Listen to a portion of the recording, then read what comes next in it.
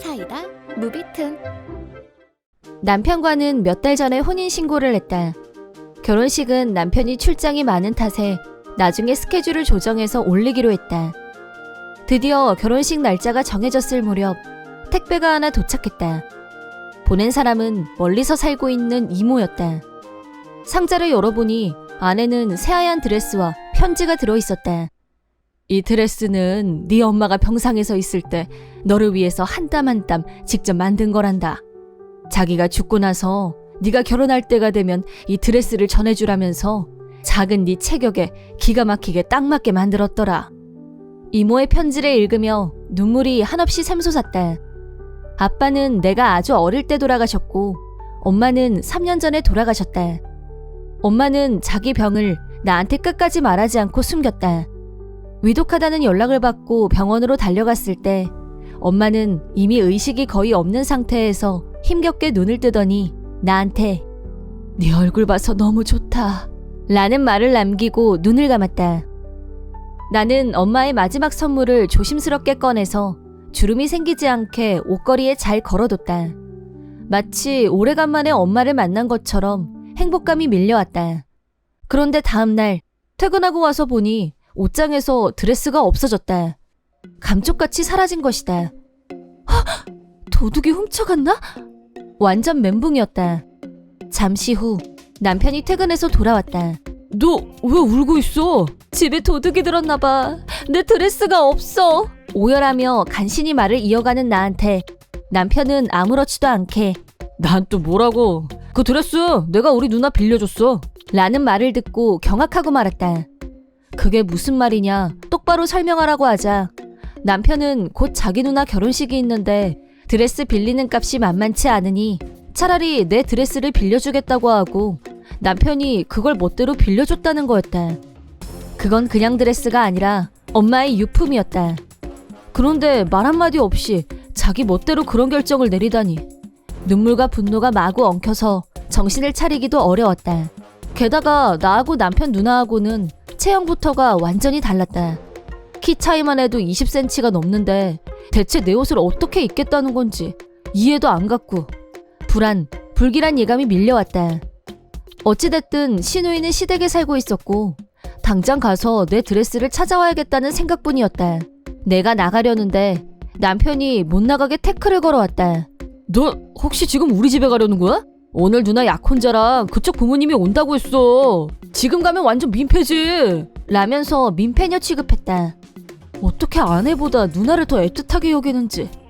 다 떠나서 그 드레스만큼은 나는 귀에 들리지도 않는 설교를 늘어놓는 남편을 무시하고 서둘러 시댁으로 갔다. 시댁에 도착해서 초인종을 누르려고 했는데 현관문이 열려 있었다. 문을 열고 안으로 들어가자 거실에서 왁자지껄한 웃음소리가 들려왔고 약혼자로 짐작되는 남자의 목소리가 자기 금손 인정! 드레스까지 만들어버리네! 라는 말이 들려왔다. 결론적으로 말해서 시누이는 집안일의 완전 똥손이었다. 금손이랑 워딩으로 추리했을 때 내 드레스를 자기가 만들었다고 거짓말한 게 분명했다. 나는 벌컥 문을 열고 들어갔다. 내 드레스 돌려주세요! 라고 큰 소리로 외쳤다. 놀라서 얼음처럼 굳어버린 시누이한테서 드레스를 뺏었고 드레스 상태를 확인했다. 등이 시누이 사이즈에 맞추려고 했는지 등 부분에 절개선이 들어가 있었고 실밥이 풀어지지 않게 감침질해 놓은 상태였다. 시누이가 바느질했을 리는 없고 이걸 대체 누가 했을까? 나는 시어머니를 쳐다봤다. 그러자 시선을 피하는 시어머니.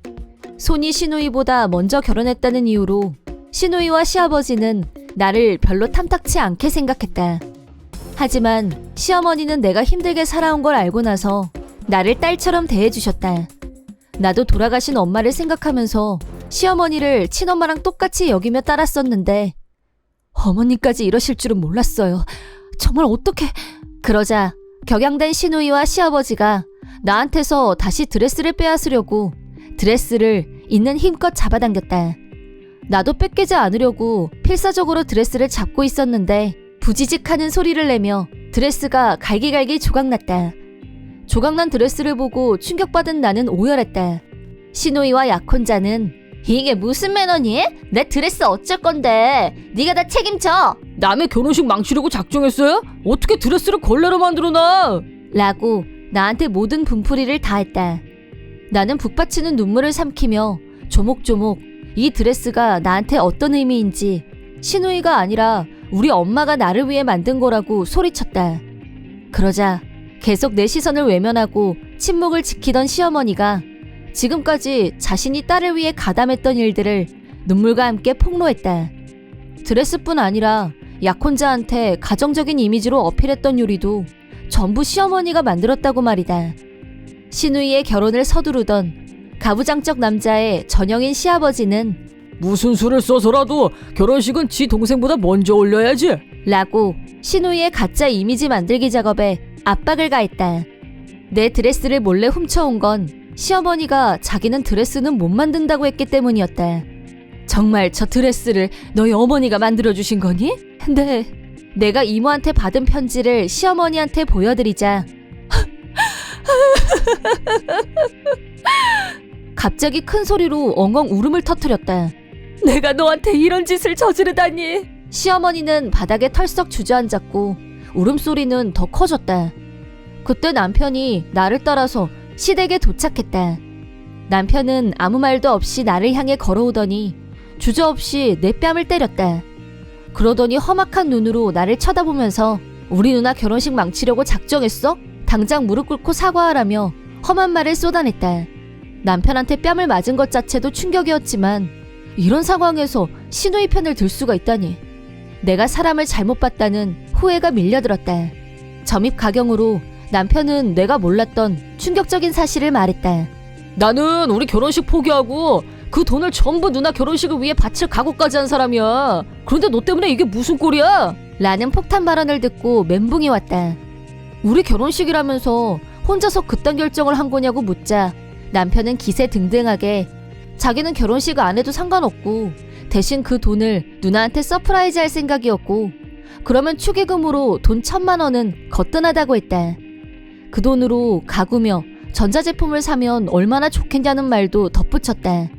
그래서 드레스도 나한테는 필요 없으니까 시누이한테 빌려줘도 아무 문제가 안 된다고 생각했단 거였다.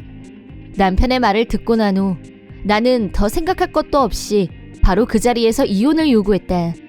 그러자 남편이 정신 차려. 나 같은 남자 만났으면 감지덕지해야지.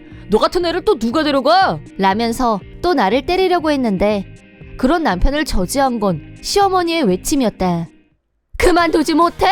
난 더 이상 못 참겠어. 남편, 딸, 아들 어떻게 하나도 제대로 된 인간이 없어. 지긋지긋해. 이혼해. 이 집에서 나가고 싶어. 라고 절교하자 시아버지는 경솔하게 무슨 짓이냐며 호통을 쳤지만 시누이 약혼자 측에서 이 결혼은 없던 걸로 하겠습니다. 사부인하고 며느님 말씀이 다 옳습니다. 저 세 사람은 상식도 도덕도 없고 내 아들을 저런 여자와 결혼시킬 수는 없습니다. 그러자 얼굴이 새파랗게 변한 시누이가 약혼자한테 매달렸지만 약혼자는 얼음처럼 차가운 눈으로 시누이를 쳐다보며 그동안 잘도 속였네. 속이는 재주는 인정. 네가 쓰레기라는 걸 결혼 전에 알게 돼서 다행이다. 라고 하더니 미련 없이 나가버렸다.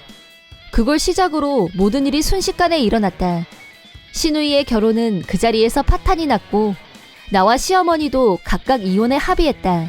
나는 남편에게 따귀에 대한 대가로 위자료를 청구했고 결혼식 비용을 시누이에게 유용한 것에 대해서 돈을 돌려받았다.